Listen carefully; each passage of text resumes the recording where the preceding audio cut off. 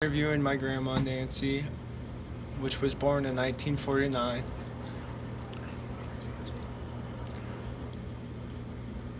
Tell me about this event, the Civil Rights Movement. Well, the Civil Rights Movement occurred between 1960 and 1964. And at that time, I was a teenager. And strangely enough, uh, on April 12th, 1963, when Martin Luther King was arrested by the Birmingham police, that was my birthday. And if I had been in Birmingham, possibly it would have affected me more. But consequently, I was in Marysville, Ohio, and we actually weren't affected by the civil rights movement that much, mainly because we didn't have that many black people in Marysville. In fact, when I graduated in high school in 1967, there were only two, I believe, two black students in the high school and one who was in my senior class. We treated him like everyone else. We didn't think of him as someone who was in a lower class. We didn't think of him as a secondary citizen. We just treated him like all of the rest of the students at Marysville High School. As I got older, I noticed in other cities and when I traveled that all blacks weren't treated like that.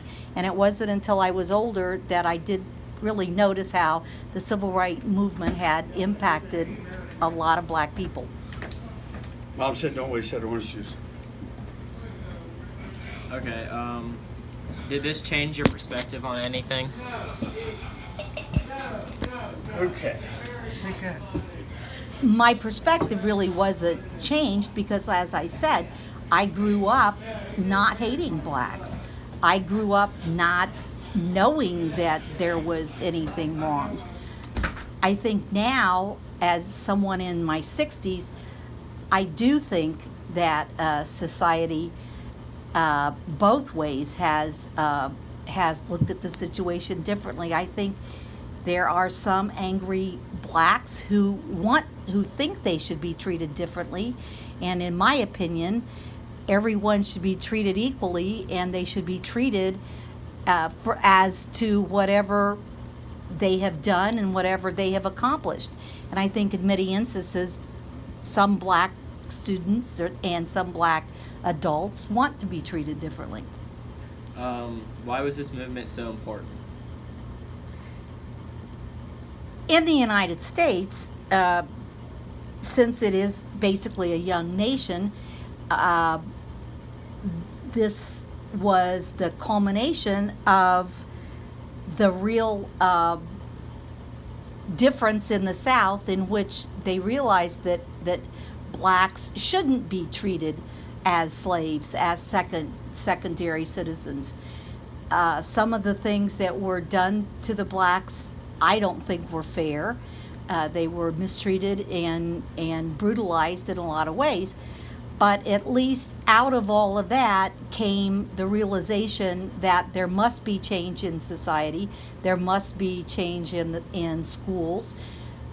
Blacks should be allowed to be treated as white children, and as many white adults were, because they did the same amount of work. So it was an important movement. You can see in a lot of movies like that were filmed recently, how some of the black people were mistreated. And I think the change of equal pay for equal work, maybe this black movement was the beginning of that change. How did the Civil Rights Movement change your future? It didn't really change my future in Marysville, Ohio, because, as I said, we're very fortunate here. We don't have, we really aren't affected much by the civil rights movement. We weren't back in the 30s and 40s, and we still really aren't in today's society. Yes, we have a lot more black people, but I think most of the black people that I've been around in Marysville who've come here in just in the last few years are treated fairly, equally, and that's a good thing because, as I said, everyone, in my opinion, should be treated equally. Okay. Thank you for taking your time to do this interview.